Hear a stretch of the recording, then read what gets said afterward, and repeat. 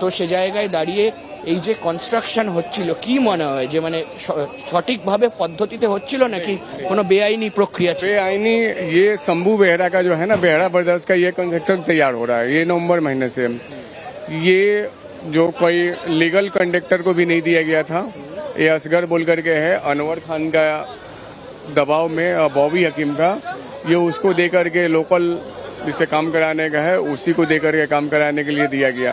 सारे जगह कट, इसमें जो रॉ मटेरियल है आप देख सकते हैं एकदम पतली पतली छड़ियाँ हैं, और जो इसका जेएस वगैरह जितना है ना, ये सब कुछ एकदम लोकल है। मैं तो फायर मिनिस्टर को लिखाया, फायर मिनिस्टर हमसे पूछ रहे थे, सारे ब्यौरा हमसे पूछे, मैंने फायर मिनिस्टर को लिखाया, उन्होंने पूछा गया कि बेहरा ब्रदर्स का घर कहाँ है। मैं बोला मुझे मालूम नहीं है, बेहरा ब्रदर्स का सामने गोडाउन है, उसका पैकेजिंग का काम होता है, चाय का, वो सबसे बड़ा চায় কা বহুত বড় ব্যাপারী। আপনার সঙ্গে কথা বলবো। আমরা জানলাম যেটা এই মুহূর্তে তিনি বলছিলেন, হিন্দিতে তিনি বলছিলেন যে ববি হাকিমের নাম কোথাও উঠে এলো হঠাৎ করে, সেটা এই মুহূর্তে বোঝা যাচ্ছে না, কিন্তু মূলত তিনি যেটা তার অভিযোগ যে একেবারে অন্য। একটু সঙ্গে থাকো অনির্বাণ, আমি ফিরবো। এর আগেও কিন্তু একজন ব্যক্তি তিনি ফিরহাদ হাকিম তথা ববি হাকিমের কথা বলেছেন, আমি একবার সেই বক্তব্যটা দর্শকদের শোনাতে চাই। खान बॉबी हकीम को अरेस्ट करना पड़ेगा और शासन अपने अंडर में रखे ताकि आउट ऑफ कलकत्ता भागे नहीं, आउट ऑफ कलकत्ता भागे नहीं, ये जरूरी है क्योंकि उन्हीं का इसमें ये चल रहा है। যা কনস্ট্রাকশন হয়েছে যা লাইবিলিটি নেবে এই 79 নম্বর ওয়ার্ড কোর বিধানসভা 79 এমএলএ, তো এটা ইনচার্জ ছিল আনোয়ার খান কনসুলার 80 নম্বর, এটা 79 ওরাই ছিল। 7 জন মারা গেছেন। এই দায়িত্বটা কনসুলার হসপিটালে কজনকে ভর্তি করা হবে? এমএলএ কে নিতে হবে। হসপিটাল তো সবাই গিয়ে বের হয়েছে, সবাই হসপিটালে গিয়েছে। বিধায়ক এখানে ববি হাকিম? না না, ও নেই তো, ও তো ভাই বিধায়ককে ববি হাকিম। ওকে আমি বলছি প্রশাসন নিজের আন্ডারে নেয়, নিয়ে অ্যারেস্ট করে রাখবে, যখন ইনকোয়ারি কমপ্লিট হবে না তখন ছাড়া হবে না। কেন ওনাকে নিতে হবে? এসব ওনার সংরক্ষণে এটা হচ্ছে, আর কারণ না। ओरा पर खान बॉबी हकीम को अरेस्ट करना पड़ेगा और शासन अपने अंडर में रखे ताकि आउट ऑफ कलकत्ता भागे नहीं, आउट ऑफ कलकत्ता भागे नहीं, ये जरूरी है क्योंकि उन्हीं का इसमें ये चल रहा है। पर खान बॉबी हकीम को अरेस्ट करना पड़ेगा और शासन अपने अंडर में रखे ताकि आउट ऑफ कलकत्ता भागे नहीं, आउट ऑफ कलकत्ता भागे नहीं, ये जरूरी है क्योंकि उन्हीं का इसमें ये चल रहा है।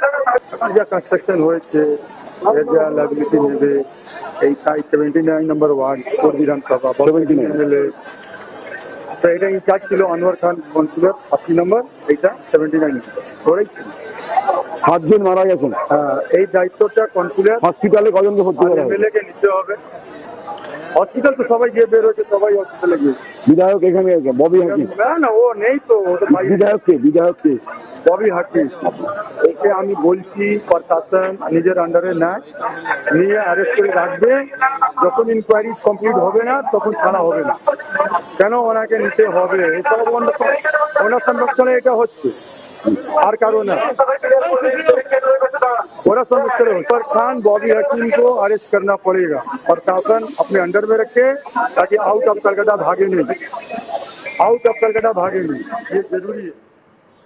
একজন স্থানীয় বাসিন্দা তার বক্তব্য শোনাচ্ছিলাম, একেবারে তিনি স্পষ্ট বলেছেন যে ববি হাকিমকে অ্যারেস্ট করতে হবে, কারণ এই যে বিপর্যয় ঘটেছে তার নেপথ্যের কারিগর তিনি। আজ তাক বাংলা অর্থাৎ আমরা একেবারে সরাসরি কথা বলেছিলাম ফিরহাদ হাকিমের সঙ্গে, সেই এক্সক্লুসিভ টেলিফোনিক কনভারসেশন একবার শোনাই আপনাদের। এই যে আজকে যে ভেঙে পড়লো, বিভিন্ন রকম ভাবে অভিযোগ উঠছে যে এটা ইললিগাল কনস্ট্রাকশন, জিনিসপত্র খারাপ ছিল বা তৎকালীন কর্পোরেশন দেখেনি, কি বলবেন? না, এটা কর্পোরেশনের বোধহয় স্যাংশন প্ল্যান, আমার ঠিক জানা নেই। আচ্ছা, এবং এটা কোথায় কোন বিল্ডিং হচ্ছে সেটা জানার তো কথা আমার নয়।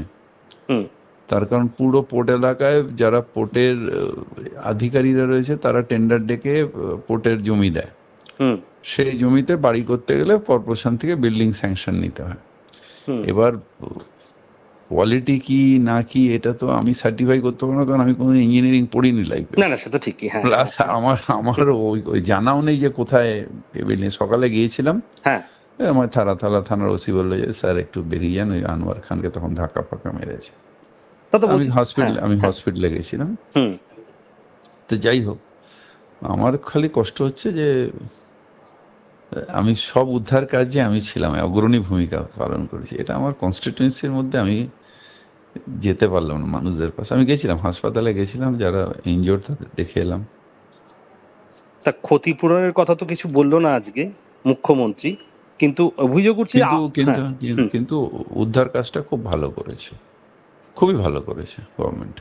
খুব তাড়াতাড়ি গিয়ে খুব ভালো করে, খুব প্রম্পট অ্যাকশন করেছে। কিন্তু দাদা স্পটে আপনি রইলেন না, আপনার তো বিধানসভা এলাকা ওটা। আমি গেছিলাম তো স্পটে, আনোয়ার খানকে ফেলে দিয়েছিল। তারপর ওসি আমাকে বাইরে এসে, আমি পৌঁছে গেছিলাম গেট পর্যন্ত, বলে স্যার আপনি চলে যান। মানে ওসি না, কোনো হয়তো আধিকারিক, বলে স্যার আপনি চলে যান, ভেতরে একটা আমি তো এখন উদ্ধার করছি, এখন ল অ্যান্ড অর্ডার প্রবলেম আমরা সামলাবো কি করে। ঠিক আছে, সেই আমি এসে এসএসকেএমে চলে গেলাম। আর আপনি কোনো মানে জানা ডিমান্ড করবেন যে ওদের ক্ষতিপূরণের জন্য সরকার? না না, এটা সরকারের একটা নিয়ম আছে, সেই অনুযায়ী হবে। আগে ইনভেস্টিগেশনটা হোক, যে কি হয়েছে না হয়েছে, কেন ভেঙে পড়লো, মাটিতে পাইলিং হলো কিনা, এগুলো সব আগে ইনভেস্টিগেশনটা হোক।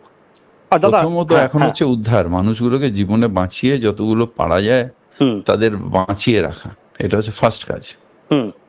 সেকেন্ড কাজ হচ্ছে যারা মারা গেছে তাদের পরিবারের পাশে থাকা। আচ্ছা, কালকে বিধানসভায় বিবৃতি দেবেন মুখ্যমন্ত্রী, আপনি তো কালকে থাকবেন, মানে কি? আমি থাকবো, নিশ্চয়ই থাকবো। মানে কি, মানে কি এটাতে আমার কোনো ইয়ে নেই, কারণ উদ্ধার কাজটা খুব ভালো হয়েছে। আমি এটা বারবার বলছি, খুব ভালো হয়েছে উদ্ধার কাজটা। এখনো পর্যন্ত ডেথ টোল কত হলো? কত হচ্ছে আমি এটা জানি না। আচ্ছা আচ্ছা, ঠিক আছে ঠিক আছে। আপনাদেরকে শোনাচ্ছিলাম টেলিফোনিক কনভারসেশন ফিরহাদ হাকিমের, এবং তিনি স্পষ্ট বলছেন তিনি ঘটনাস্থলে গিয়েছিলেন, তাকে ঢুকতে দেওয়া হয়নি, কিন্তু যে উদ্ধার কাজ হয়েছে সেটাকে তিনি সাধুবাদ জানিয়েছেন। আমি অনির্বাণের সঙ্গে কথা বলবো। অনির্বাণ, আমরা ববি হাকিম তথা ফিরহাদ হাকিমের বক্তব্য দর্শকদের শোনাচ্ছিলাম। তিনি বলছেন যে হৃদয় বিদারক ঘটনাস্থলে তিনি গিয়েছিলেন, নিজের বিধানসভা এলাকা, কিন্তু তারাতলা থানার ওসি তাকে বললেন স্যার আপনি ওখানে যাবেন না, আপনি বেরিয়ে যান। তারপর তিনি সেখান থেকে এসএসকেএমে ছুটে যান। সবটা নিয়ে তোমার ঠিক কি মনে হচ্ছে? দেখো, একেবারে এই মুহূর্তে দাঁড়িয়ে উদ্ধার কাজ যেভাবে চলছে, সেই উদ্ধার কাজ কিন্তু একেবারে বলা যায় যে বিশেষভাবে কিন্তু ধ্যান দেওয়া হয়েছে প্রতিটি দফতরের তরফ থেকে, এবং কেন্দ্রীয় আধা সেনা এবং তার পাশাপাশি সেনাবাহিনী, ডিফেন্স, তাদের লোকও নেমেছে। আমার সঙ্গে এই মুহূর্তে যোগ দিয়েছে সঞ্জয় মাঝি, আমাদের দক্ষিণ 24 পরগনার রিপোর্টার। তার থেকেও জানবো, সঞ্জয় দা, সকাল থেকে আপনি ছিলেন এখানে, ঠিক কি কি দেখলেন এবং কিভাবে রেস্কিউ অপারেশন চলছে, আর কতক্ষণ লাগতে পারে বলে মনে হয়? দেখো, সকাল থেকে আমি যা দেখলাম, আজকে যেটা সারাদিন যেখানে হলো, যে হঠাৎই যারা কাজ করছিল সকালবেলায় একদম সেটটা ভেঙে পড়লো। প্রথমে তো মানুষ এখানে বুঝে উঠতে পারলো না, তারপর যারা এখানে কাজ করছিল, যেসব শ্রমিকগুলো, মূলত সেই শ্রমিকগুলো যাদের